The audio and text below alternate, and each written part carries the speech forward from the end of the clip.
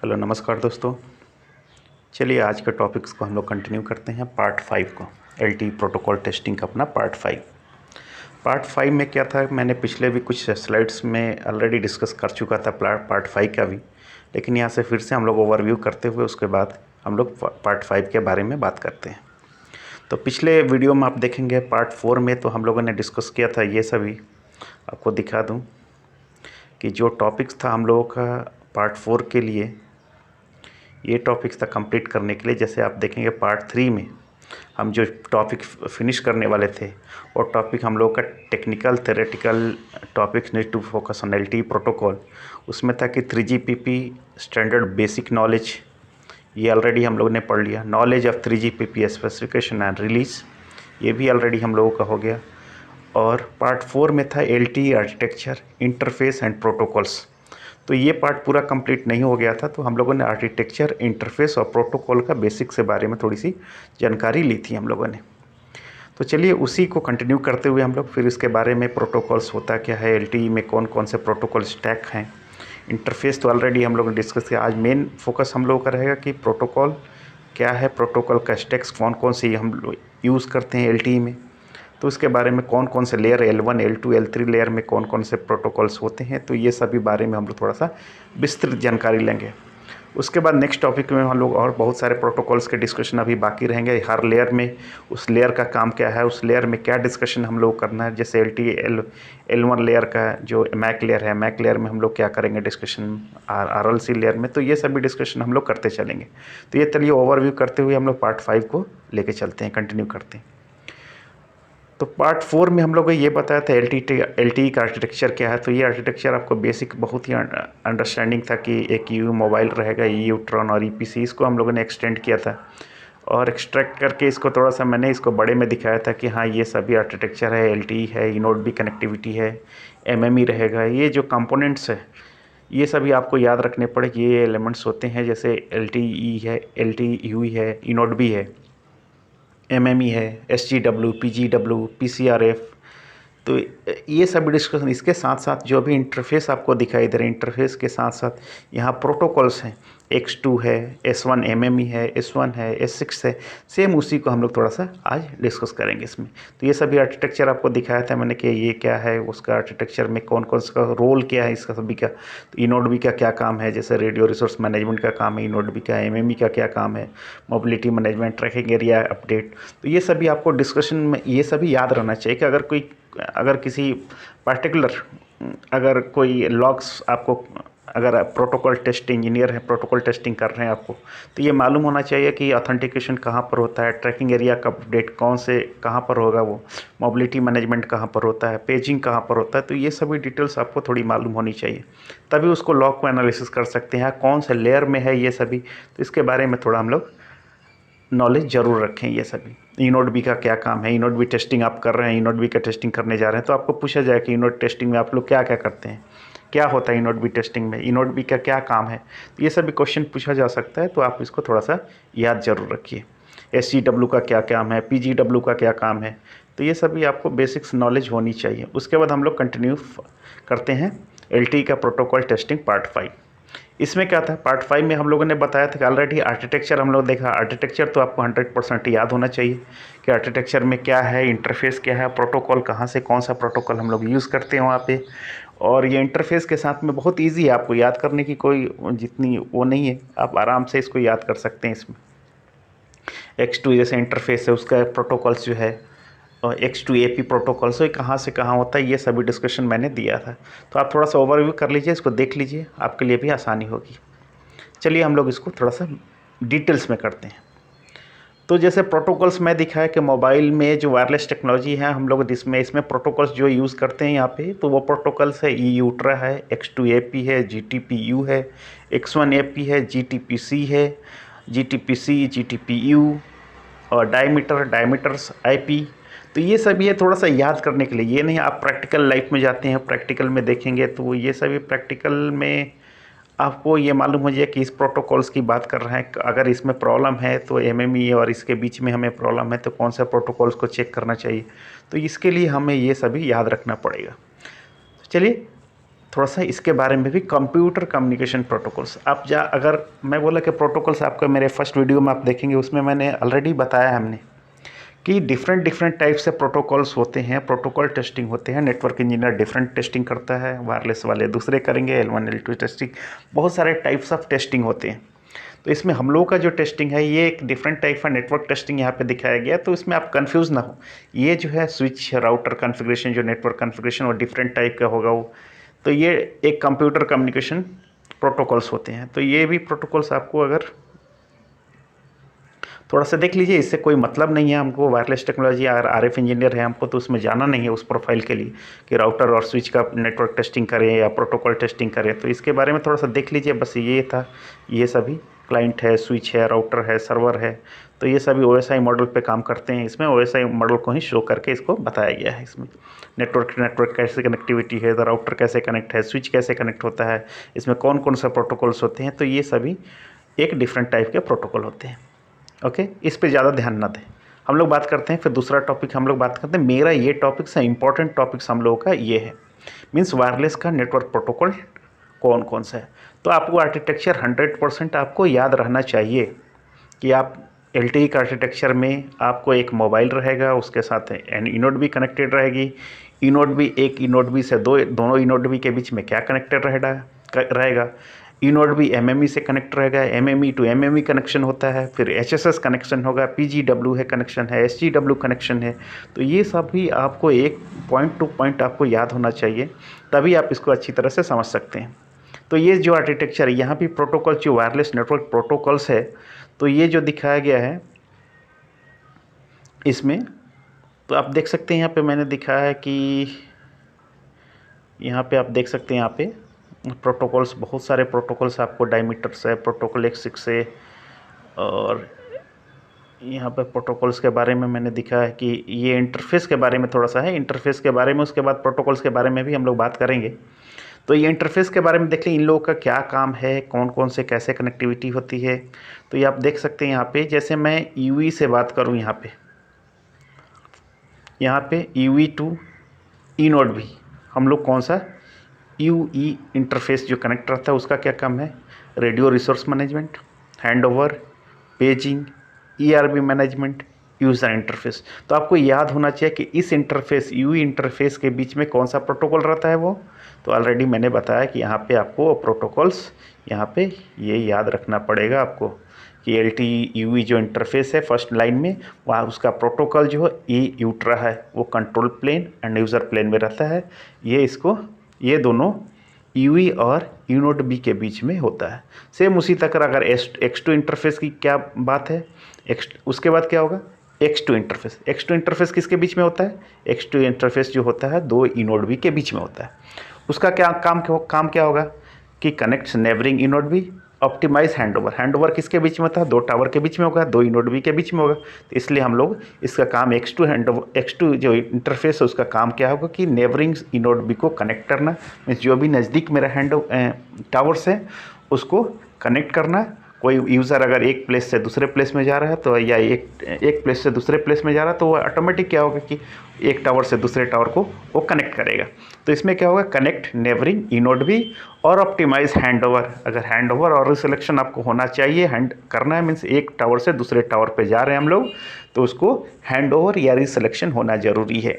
तो रीसेलेक्शन हैंडओवर क्या होता है, हैंडओवर हम लोग डिस्कशन और करेंगे इसके बारे में कि हैंडओवर क्या होता है, रीसेलेक्शन क्या होता है। तो ये डिफरेंट टॉपिक्स है। तो ये अभी X2 के बारे में हम लोग बात करें, तो इसी के बारे में हम लोग अभी डिस्कशन करेंगे। थोड़ा सा बेसिक बता दूँ, हैंडओवर क्या होता है कि आप अगर कॉल कनेक्टेड है, आपका कॉल कनेक्टेड है और आप एक लोकेशन से दूसरे लोकेशन की ओर मूव कर रहे हैं, तो आपका हो गया, अगर आपका नेटवर्क चेंज होता है, मीन्स एक टावर से आप दूसरे टावर पे जाएं, अगर कॉल कनेक्टेड है, उस समय क्या होगा, आपका मोबाइल जो बेस्ट सिग्नल सर्व करेगा उस टावर को लैच कर जाएगा, यहाँ से दूसरे टावर को लैच करेगा। तो उस समय एक हैंडओवर प्रोसेस होता है, उसको हैंडओवर बोलते हैं। और जो मोबाइल जैसे मान लिया पॉकेट में डाल दिया मैंने, कॉल कनेक्ट नहीं किया है और एक प्लेस से दूसरे प्लेस में जा रहा हूँ और मेरा सिग्नल जो है सेल ID है चेंज होते जा रहा है, तो उसको हम लोग सिलेक्शन बोलते हैं, रिसेलेक्शन बोलते हैं। तो ये दूसरा हैंडओवर और रिसेलेक्शन में ये डिफरेंस होता है। चलिए उसके बाद देखते हैं हम लोग इंटरफेस के बारे में और देख लें। एक इंटरफेस में होता है कि X2 तो हो गया, e node B to e node B X2 connection. अब ई नोड बी कहाँ कनेक्टिंग होगी? ई नोड बी का कनेक्शन अब आर्किटेक्चर देखेंगे तो ई नोड बी का कनेक्शन किससे होता है? एमएमई से कनेक्शन होता है। E node B connected with MME, तो उसमें कौन सा इंटरफेस होता है? उसमें होता है S1 एमएमई। इसका काम क्या हो जाता है? अब ई नोड बी कनेक्टेड रहेगा एमएमई से, तो उसका काम क्या कर रहा है? एक तो होगा पेजिंग का रहेगा, हैंडओवर का रहेगा। ये सभी डिस्कशन हम लोग करेंगे, पेजिंग होता है क्या, हैंडओवर क्या होता है, ये सभी डिस्कशन करेंगे। अभी आप बस इसको याद रख लो कि क्या होता क्या है, क्या काम होता है, क्या क्या ट्रांसमिशन होता है। यहाँ पे ईवी कंटेक्स्ट मैनेजमेंट होता है, ERB management and transport and transparent transport of message between MME and EV के बीच में, ये इसका काम है। इसका इंटरफेस का काम ये है। फिर होता है एमएमई जो कनेक्टेड होता है वो एमएमई से कनेक्टेड होता है, मीन्स एक एमएमई से दूसरे एमएमई से कनेक्टिविटी होती है। उसके बीच में जो इंटरफेस होता है वो S10 इंटरफेस होता है। इस इंटरफेस का काम है ट्रांसफ़र द कंटेंट्स और एमएमई रीलोकेशन, एमएमई का रीलोकेशन होता है। ये आपको मालूम हो गया। अब क्या होता है? एमएमई जो है HSS से कनेक्ट रहता है। आपको मालूम हुआ कि HSS क्या है? आप 3G में पढ़े होंगे, 3G में होता है HLR home location register. Same यहाँ पे है HSS, इसका 4G में हम लोग डिफरेंट नाम दिया आपको HSS। इसके बीच में जो इंटरफेस होता है HSS में क्या रहता है? आपको सभी डिटेल्स, आपकी कॉल हिस्ट्री, ऑथेंटिकेशन, ऑथराइजेशन करने के लिए लोकेशन इन्फॉर्मेशन, जो भी डेटास है सभी आपको HSS में रहती है। तो उसमें क्या होता है? एमएमई से इसकी कनेक्टिविटी होती है, जैसे HSS को कनेक्टिविटी, तो इसके बीच में जो इंटरफेस होता है वो S6A होता है। तो इसका काम क्या होगा? Location information, authorisation and authentication के लिए ये हो जाता है S6A इंटरफेस का काम। अब दूसरा देखें हम लोग, एमएमई की एमएमई कनेक्टिविटी हो गई, एमएमई HSS से कनेक्ट हो गया। अब हम लोग क्या करेंगे? एमएमई को HGW से कनेक्ट करते हैं, मीन्स यूज़र प्लेन और कंट्रोल प्लेन दोनों तरफ से कनेक्टिविटी होती है। एक हम लोग फिर यहाँ पे HGW, तो आपको ये सभी डिटेल्स, HGW क्या है, एमएमई क्या है, HSS क्या है, PDN पी गेटवे क्या है, PCRF क्या है, तो ये सभी डिस्कशन आपको याद रखना पड़ेगा आपको, तभी आप इसमें कुछ डिटेल्स आपको कुछ कर सकते हैं इसमें। अब क्या हो गया? इसमें एमएमई टू HGW, इसका जो इंटरफेस होता है उसका S11 होता है। इसमें इसका काम क्या है? इसका काम है कि control plane for the creating, modify and deleting EPS bearer for each PDN connection.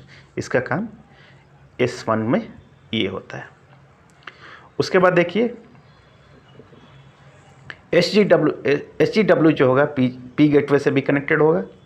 इसके बीच में S5 और S8 इंटरफेस होता है। इसका काम क्या है? जो भी डेटा फ्लो होगा, मीन्स IP ऑथेंटिकेशन है, IP एलोकेशन के बाद में ये डेटा फ्लो होगा HGW को SG से MME, HSS और ये सभी जो भी फ्लो होते रहेगा, तो यहाँ पे S5 और S8 यूज़ इंटरफेस किया जाता है। इसका काम क्या हो गया? S5 control plane for creating, modifying and deleting EPS bearer for each PDN connection, user plane tunnelling, means इसको यूज़र प्लेन टनलिंग के लिए यूज़ किया जाता है इस इंटरफेस को। तो यूज़र प्लेन क्या होता है? तो ये आपको ऑलरेडी मैंने बताया था यहाँ पे कि यूज़र प्लेन क्या होता है। इसके बारे में भी थोड़ा सा हम लोग और डिस्कशन करेंगे। आप यहाँ पे जाएंगे तो यूज़र प्लेन और इसके बारे में मैंने बताया था। 1 मिनट दिखा दूँ मैं आपको, ये बताया था यूज़र प्लेन और कंट्रोल प्लेन। यूज़र प्लेन क्या है? Carries the data stream of interest to the user and distinguish data stream to and from the circuit switch, packet switch and broadcast control domain. ये क्या आता है? ये data stream को carry करता है, यूज़र प्लेन के थ्रू ये जाता है। तो आपको याद रखना, डेटा जो भी ट्रांसमिट होती है वो PGW SGW के थ्रू जाएगी। तो इसमें जो इंटरफेस जो यूज़ हुआ IP एलोकेशन होने के बाद में, इसमें इंटरफेस S5 और S8 का यूज़ हुआ। अब क्या होता है? एक जो कनेक्शन होगा PG गेटवे जो होगा एक्सटर्नल IP नेटवर्क से कनेक्टेड होगा, और एक ये जो होगा एक और कनेक्शन होगा P गेटवे का PCRF से। तो इन दोनों के बीच में डिफरेंट इंटरफेस होंगे। एक इंटरफेस होगा SGI और एक होगा GX। SGI क्या होगा? Connection to the external network, means यहाँ से आपका 4G का नेटवर्क IP के लिए IMS नेटवर्क को कनेक्ट हो जाता है, एक्सटर्नल IP नेटवर्क से कनेक्ट हो जाता है। उसके इंटरफेस को हम लोग SGIW बोलते हैं, means connection to the external network, और इसके बीच में पी गेटवे और PCRF के बीच में GX इंटरफेस यूज होता है। इसका क्या है, मैनेजमेंट ऑफ PCC रूल्स। ये हो गया आपको इंटरफेस के बारे में। इसके बीच में आप देख सकते हैं HGW एक लगता है छोड़ दिया या बता दिया, ठीक है। एक है ई नोड बी का है, ई नोड बी की कनेक्टिविटी एस गेटवे से भी होते हैं, उसमें S1 होता है, जैसे यूज़र डायरेक्ट आपको डेटा ट्रांसफ़र करना है, user data traffic between the e node B and service gateway, इन दोनों के बीच में डेटा आपको ट्रांसफ़र करना है, तो उसके बीच में S1 U इंटरफेस यूज़ होता है। ओके, तो ये होता है आपका इंटरफेस के बारे में हो गया ये। इसमें आप प्रोटोकॉल्स देख सकते हैं। इसमें कौन कौन सा प्रोटोकॉल्स है, जैसे डायमीटर, जैसे L1, आप कौन कौन से यहाँ पे आप देखेंगे X2CP ई नोड बी में है, MME के पास में, और यहाँ पे L1 L2 IP SCTP X2AP GTPU, ये सभी प्रोटोकॉल्स हैं, GTPU UDP IP L2 L1 protocols. तो ये सभी हम लोग डिस्कशन थोड़ा और आगे बढ़ते हैं तो इसको करते हैं। तो आपको ये क्लियर हो गया कि इंटरफेस क्या है और इंटरफेस का काम क्या है। तो पिछले वीडियो में हम लोगों ने देखा था कि आर्किटेक्चर जो भी देखा था हम लोगों ने, वो देखा था कि ये आर्किटेक्चर होता है, उसका इंटरफेस ये होता है और इसका काम क्या होता है। तो इसको हम लोग थोड़ा सा और इस डिस्कशन हम लोग अच्छी तरह से कर लिए। चलिए अब नेक्स्ट टॉपिक्स में हम लोग देखते हैं। इसके साथ में डिफरेंट टाइप जो हमें याद नहीं करना है, ये जो टॉपिक्स मैं दिखा रहा हूँ इसमें, ये ट्रांसपोर्ट लेयर और ये सभी ये टॉपिक्स थोड़ी सी है जो नेटवर्क और उससे रिलेटेड है। तो मेरा फोकस जो होता है, मेरा फोकस जो रहेगा, हम लोगों को इस पे फोकस रहेगा कि हम लोगों का वायरलेस पे नेटवर्क का प्रोटोकॉल्स हमको इसको डिस्कशन करना है। अदर देन दिस, अगर आपको कुछ नेटवर्क प्रोटोकॉल्स के बारे में जानकारी दे रहा हूँ, उसके बारे में भी थोड़ा सा मालूम होना चाहिए कि हाँ नेटवर्क और उसमें डिफ्रेंशिएट हमको मालूम हो जाए।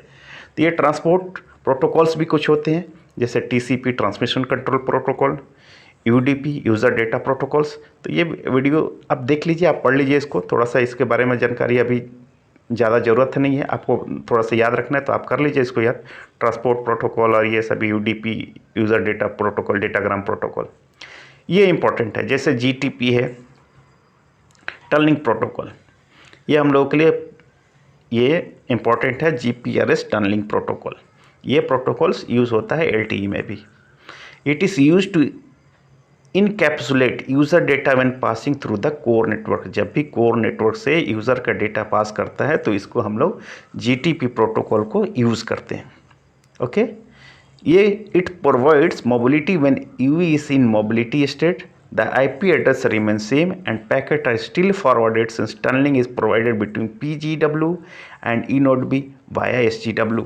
मैंने ये ऑलरेडी बताया आपको। ये S1 जो प्रोटोकॉल्स आपका यहाँ पे दिखाया मैंने, यहाँ पे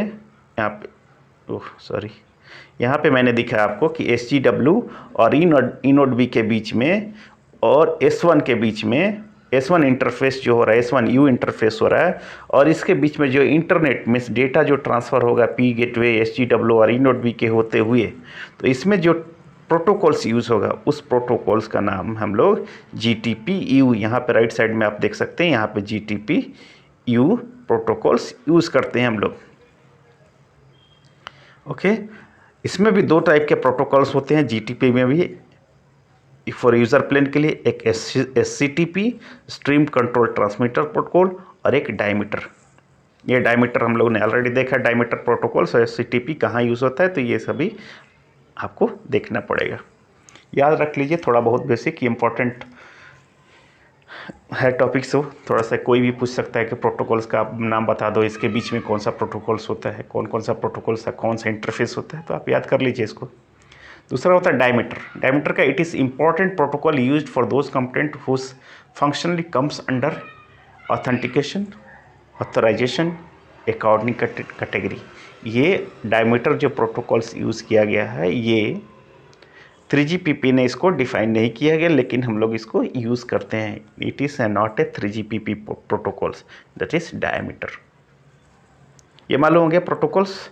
अब हम लोग ये प्रोटोकॉल्स तो हो गया, लेकिन डिफरेंट प्रोटोकॉल्स जो हैं, जितने प्रोटोकॉल्स में आएंगे आप देख रहे हैं, आप GTP, UDP जो भी प्रोटोकॉल्स आपको दिखाई दे रहे हैं यहाँ पर,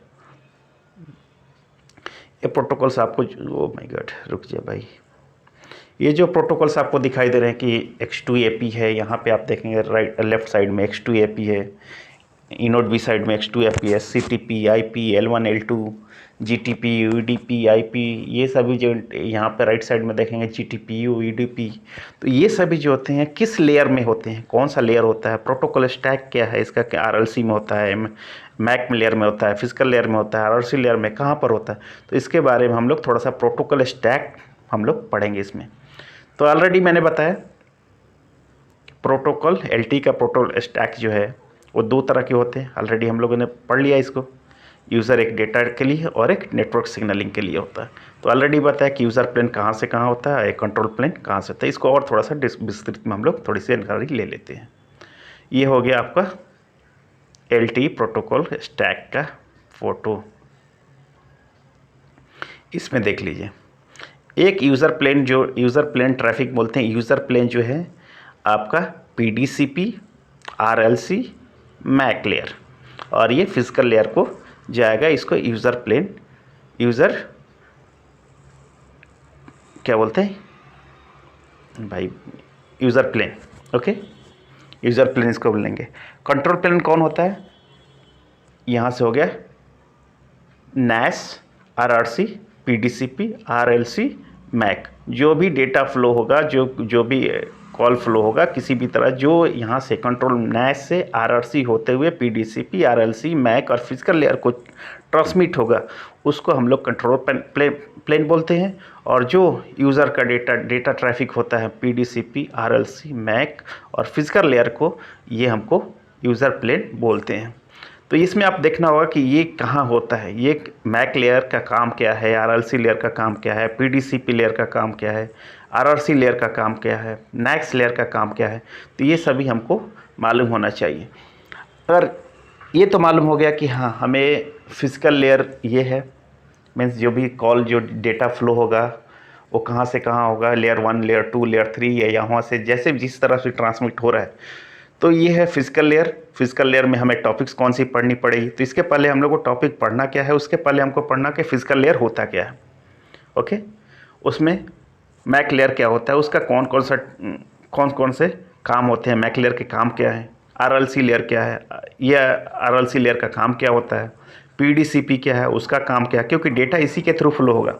आप डेटा अगर ट्रांसमिट कर रहे हैं, यूज़र का ट्रैफिक जो भी जा रहा है, अगर यूज़र प्लेन में है, आप यूज़र प्लेन में है, आपको तो डेटा जो भी ट्रांसमिट हो रहा है, तो इसका काम मालूम होना चाहिए हमको कि मैंने एक डेटा ट्रांसफ़र किया यहाँ से, तो वो यूज़र का डेटा यहाँ से ट्रांसमिट हो रहा है, तो कहाँ कहाँ ये जाके मिलेगा। कोई लॉग फाइल आपको मिल गया कि हाँ आप जाके जो प्रॉब्लम है, एरर करेक्शन मेथड है, या कुछ भी हार्क है, या कॉल फ्लो का है, या कुछ भी, तो कहाँ प्रॉब्लम हो सकती है। वो मीन्स मेरा कॉल ड्रॉप हो रहा है, मेरा थ्रूपुट नहीं हमको ज़्यादा अच्छा मिल रहा है हमको, और या वॉइस क्वालिटी सही नहीं है हमको, अगर मैंने लॉग फाइल कलेक्ट किया और उसमें, तो ये सभी डिफरेंट लेयर पे हमको मालूम होना चाहिए कि कौन सा लेयर क्या काम करता है। तो इसके लिए हम लोग इसको ज़रूर बेसिक्स आइडिया हमको आना ही चाहिए, हमको मालूम ही होना चाहिए कि इसका काम क्या है, ओके। कोई आपको बोलते हैं L1 लेयर, मैं L2 लेयर में काम करता हूँ, मैं L3 लेयर में काम करता हूँ, L1 लेयर में काम करता हूँ, तो L1 लेयर जो होता है उसमें कौन सा लेयर्स आता है, उसमें उसका टेक्निक, उसका नाम बोलेंगे हम लोग, तो फिजिकल लेयर में बोल देंगे। अगर L2 बोला, इस L2 लेयर का मतलब क्या हो गया, L2 लेयर का मतलब हो गया कि आप मैक लेयर, RLC लेयर और PDCP लेयर, ये 3 लेयर पे आप काम करते हैं। आपने L3 लेयर को केवल बोला कि मैं L3 लेयर पे काम करता हूँ, मैं प्रोटोकॉल टेस्ट इंजीनियर हूँ और मैं L3 में काम करता हूँ, लेयर 3 में काम करता हूँ, तो उसमें आप, इसका मतलब है कि आप RRC और NAS लेयर में आप काम करते हैं। तो इसको आपको ये मालूम होना चाहिए कि RRC और NAS लेयर में मेरा काम क्या है, मैं क्या करता हूँ वहाँ पे, कौन सा लॉग एनालिसिस करूँगा, कौन सा डेटा मेरे पास लॉग्स मिलेंगे हमको करने के लिए, तो ये डिटेल्स तो आपको मालूम होना चाहिए। अगर मैं लेयर 2 में काम कर रहा हूँ, तो अब मैं मैक लेयर, RLC और PDCP में काम कर रहा हूँ, तो यहाँ पे कौन से लॉग्स आएंगे हमको, कौन से लॉग्स हमको कलेक्ट करना पड़ेगा, कौन कौन से टॉपिक्स हमको पढ़ने पड़ेंगे, ये होता है आपका लेयर 1, लेयर 2 और लेयर 3। ये प्रोटोकॉल स्टैक हो गया आपका LTE का। तो चलिए हम लोग इसको और थोड़ा सा विस्तृत जानकारी लेते हैं कि फिजिकल लेयर का काम क्या है, मैक लेयर का क्या काम है, RLC लेयर में क्या है, PDCP में क्या है, RRC में क्या है और NAS में क्या है, ओके। चलिए ये थोड़ा सा बेसिक्स वही सेम है, थोड़ा सा छोटे में दिखा दिया गया है। उसके बाद आता हूँ यहाँ पे। मेरा फर्स्ट लेयर क्या था, आप देखेंगे मेरा फर्स्ट लेयर था, अगर प्रोटोकॉल स्टैक में बात करें तो मेरा फर्स्ट लेयर था फिजिकल लेयर। फिजिकल लेयर को हम लोग L1 लेयर भी बोलते हैं, मीन्स मैं L1 लेयर की अभी बात कर रहा हूँ। तो फिजिकल लेयर में क्या होता है, physical layer offers data transport service to the higher layer, means यहाँ से ट्रांसपोर्ट करेगा वो अपने ऊपर वाले लेयर को। तो फिजिकल लेयर का ऊपर कौन सा होता है, तो आपको मैक लेयर होता है। तो आपको याद रखना पड़ेगा कि फिजिकल लेयर जो है यहाँ से मैक लेयर को डेटा ट्रांसफ़र करेगा। Okay, the physical layer is expected to perform the following function. इसका काम क्या होगा, error detection on the transport channel and indication to the higher layer. ये एरर डिटेक्ट करेगा ऑन द ट्रांसपोर्ट चैनल पे और indication करेगा हायर लेयर को, ये इंडिकेट करेगा। FEC encoding decoding of the transport, encoding और डिकोडिंग जो होगा वो ट्रांसपोर्ट चैनल में इनका काम है।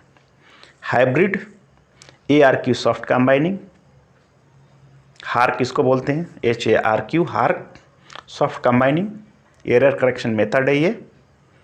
Modulation and demodulation of physical channels, आप मॉड्यूलेशन एंड डीमॉड्यूलेशन आप नहीं पढ़े होंगे तो जाके पढ़ लीजिए, नहीं तो मैं आपको बता दूंगा, आपको कन्फ्यूज़न नहीं होनी चाहिए। तो ये सभी टॉपिक्स जो भी आपको आ रहा है, hark, soft combining, error detection, modulation and demodulation, physical channels, transport channels, तो ये सभी अभी हम लोगों को पढ़ना है, ये सभी डिस्कशन अभी करना है। ये तो मैं इसको बता रहा हूँ कि फिजिकल लेयर का काम क्या है, बस उतना ही, इतना ही है बस। Frequency and time synchronization, radio characteristic measurement and indication to the higher layer, multiple input multiple output MIMO antenna processing, TX ये transmit diversity, beam forming, RF processing. ये जो काम है ये फिजिकल लेयर का काम है। ये फंक्शन जो भी होता है परफॉर्म, ये फॉलोइंग फंक्शन ये परफॉर्म करता है। ये सभी एक्सपेक्टेड होता है कि ये सभी फंक्शन ये परफॉर्म करे। ये हो गया आपका फिजिकल लेयर। तो फिजिकल लेयर इतना ही नहीं है, अब फिजिकल लेयर्स में बहुत सारे टॉपिक्स आपको पढ़ने पड़ेंगे। अब एक टॉपिक्स आ गया हार्क क्या है, मॉड्यूलेशन डीमॉड्यूलेशन क्या है, इसमें फ्रीक्वेंसी एंड टाइम सिंक्रोनाइजेशन क्या है, फ्रीक्वेंसी क्या होती है, टाइम सिंक्रोनाइजेशन कैसे होता है, रेडियो, इसमें multiple input multiple output antenna processing में क्या है, माइमो क्या है, डाइवर्सिटी क्या है, बीम फॉर्मिंग क्या है, RF प्रोसेसिंग क्या होता है। तो इसके बारे में हम लोग डिस्कशन करेंगे हम लोग इसमें। तो ये हो गया आपका फिजिकल लेयर का बेसिक्स, मीन्स फिजिकल लेयर में ये मेरा काम होता है। मीन्स अगर कोई भी लॉग्स फाइल्स आता है, आपको डीमॉड्यूलेशन से प्रॉब्लम है या हार्क में प्रॉब्लम है या माइमो एंटीना कौन सा है, क्या है, कैसे है, RF प्रोसेसिंग क्या है, हायर लेयर में कोई एरर करेक्शन कहाँ से, तो डिफरेंट लेयर में आपको अगर कॉल फ्लो, अगर कॉल ड्रॉप हो रहा है या कुछ भी थ्रूपुट नहीं मिल रहा, तो आपको डिफरेंट लेयर्स में आपको जाके लॉग्स को एनालिसिस करना पड़ता है आपको। तो मैंने फिजिकल लेयर्स में जाके एनालिसिस किया, हाँ ये सभी जो था ये सभी नहीं हो रहा है, ये सभी काम कर रहा है। तो हम क्या करेंगे, दूसरे लेयर पे जाके उसको चेक करेंगे, इस लेयर में कोई प्रॉब्लम नहीं है, तो हम लोग जाएंगे दूसरे लेयर में। तो हम जाते हैं, दूसरा लेयर हम लोगों का क्या है, मैक लेयर। तो चलिए मैक लेयर का क्या काम है। मैक लेयर का काम है कि मैक लेयर होता है वो दो उसका फुल फॉर्म होता है मीडियम एक्सेस कंट्रोल, और इसको L2 लेयर ही है। मैंने बताया कि 3 लेयर होते हैं L2 लेयर में, मैक लेयर, RLC लेयर और PDCP लेयर। ये क्लियर है, ये था आपका 3 लेयर था आपको, मैक, RLC और PDCP, ये 3 लेयर जो है L2 लेयर्स होते हैं। इसमें मैक का काम क्या है, ये आपको क्लियर, आपको पिक्चर में भी मैंने दिखाया आपको। ये होता है कि MAC protocol layer exist in UV and UNOD-B। ये होता है प्रोटोकॉल्स। आप आर्किटेक्चर जब देखेंगे, आप आर्किटेक्चर देखेंगे, प्रोटोकॉल स्टैक के बारे में और थोड़ा डिटेल्स देखेंगे, तो ये क्या होता है, UV और UNOD-B के बीच में ये एग्जिस्ट रहता है।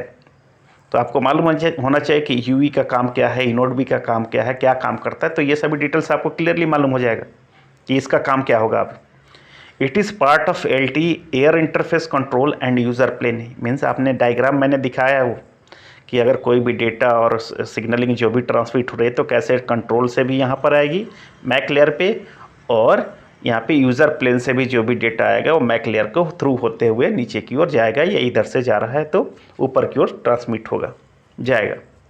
तो ये काम है मैक लेयर का। तो इसका फंक्शन क्या है, मैक लेयर का काम क्या है, तो इसमें क्या होता है, mapping between logical channels and transport channel. ये दोनों किसका काम है, mapping between logical and transport channel, multiplexing demultiplexing of MAC STU belongs to one or different logical channel, scheduling information reporting, error correction through HARC, इसमें भी error correction होता है, priority handling between logical channels for of one UE, priority handling between UE by means of dynamic scheduling and transmit format selection and padding। ये बहुत important है, padding कभी होता है, क्या होता है कि आपको थ्रूपुट डेटा कहीं भी नहीं मिलता है, मीन्स पैडिंग इसके बारे में चलिए छोड़ देते हैं, अभी इसके बारे में ज़्यादा डिटेल्स नहीं बताता हूँ मैं। पिछले जब भी हम लोग लॉग एनालिसिस और दूसरे टॉपिक्स में आएंगे इसको मोर डिटेल्स में, तो हम उसके बारे में पैडिंग के बारे में भी डिस्कशन करेंगे। तो ये होगा आपका मैक लेयर। अब तीसरा लेयर कौन सा था मेरा था तीसरा लेयर RLC। इसका नाम क्या हो गया, RLC का फुल फॉर्म क्या होगा, RLC का फुल फॉर्म हो गया रेडियो लिंक कंट्रोल लेयर। इसमें ये भी L2 लेयर है, ये भी UE और UNOD के बीच में रहता है, और इसका काम क्या है, इसका काम क्या है, transfer of upper layer PDU, error connection through ARQ, segmentation reassembling of RLC SDU, resegmentation of RLC data PDU, in sequence delivery of upper layer PDU, duplicate detection, protocol error detection and recovery, RLC reestablishment। ये होता है RLC का काम। ये भी जो होता है, ये लेयर RLC प्रोटोकॉल लेयर जो होता है वो भी UE और UNOD के बीच में होता है।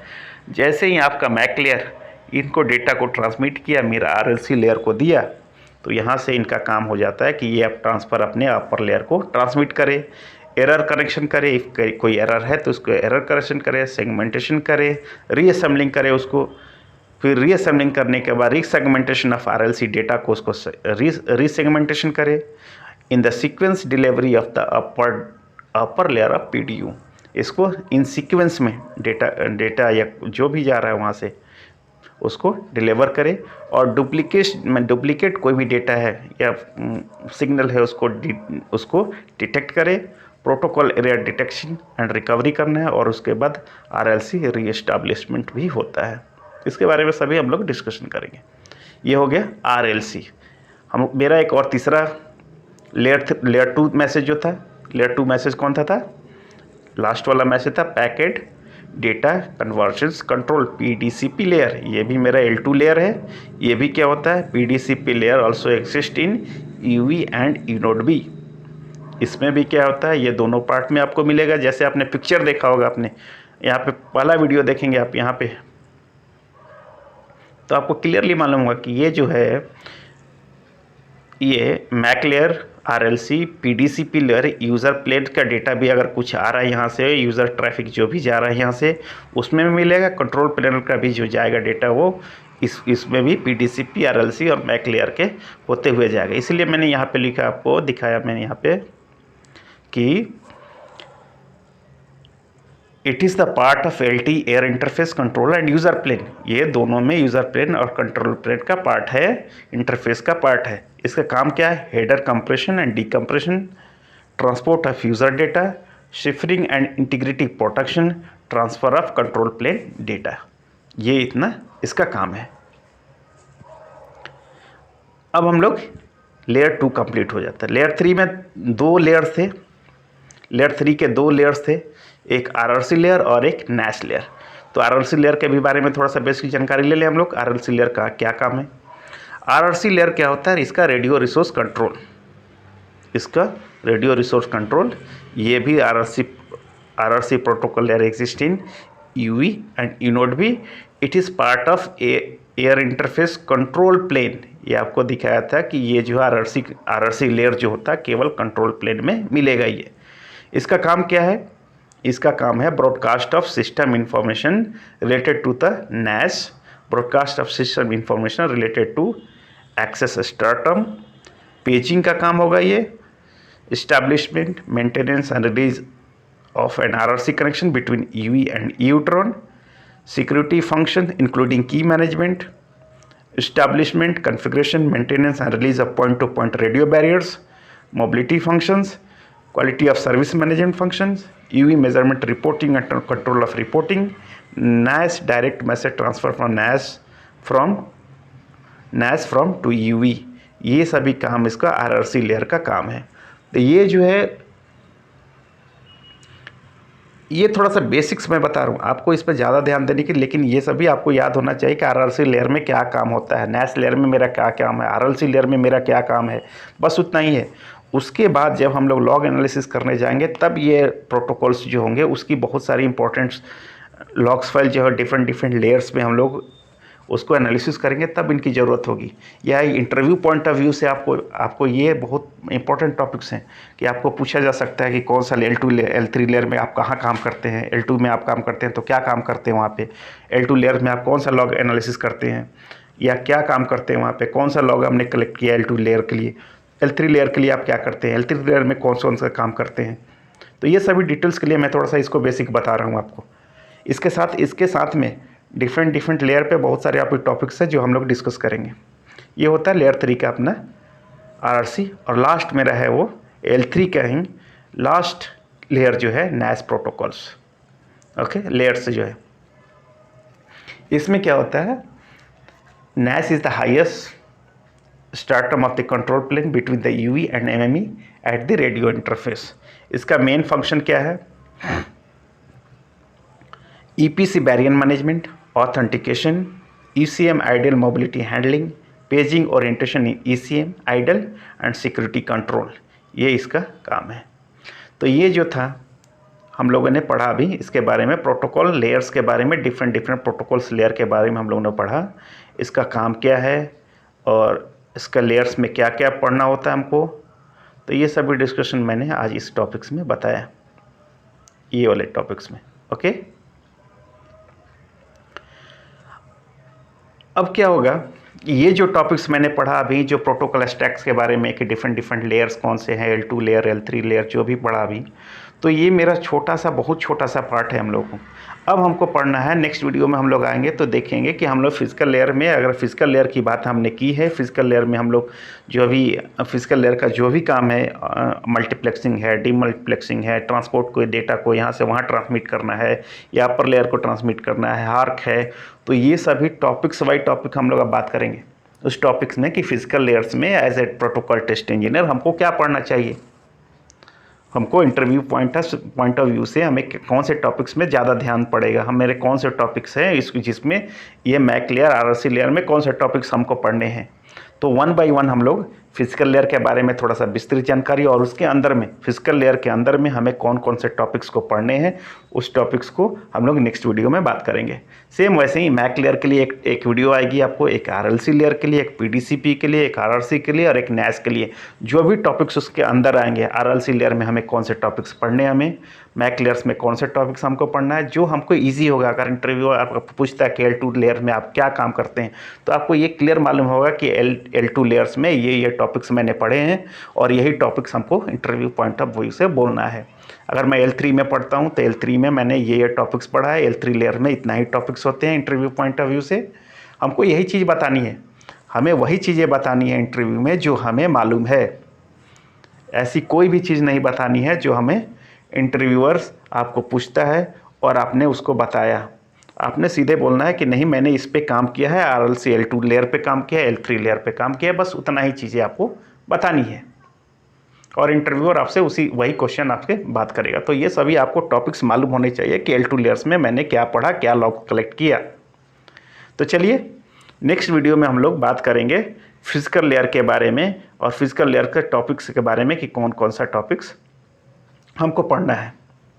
ओके, तो आज के लिए तो इतना ही, और नेक्स्ट वीडियो में हम लोग आएंगे तो हम लोग ऑलरेडी बताया मैं कि फिजिकल लेयर के बारे में हम लोग डिस्कशन करेंगे और फिजिकल लेयर के बारे में कौन से टॉपिक्स हम लोग पढ़ेंगे उसके बारे में थोड़ा सा डिटेल्स में जाएंगे और इंटरव्यू पॉइंट ऑफ व्यू से भी हम लोग केवल पढ़ेंगे उसको as a protocol test engineer. Okay, अगर ये वीडियो आपको अच्छी लग रही है तो प्लीज़ लाइक कीजिए, सब्सक्राइब कीजिए और फ्रेंड्स में शेयर कीजिए।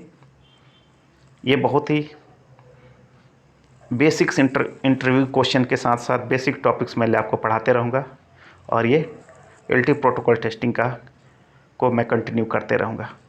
Thank you so much, love you.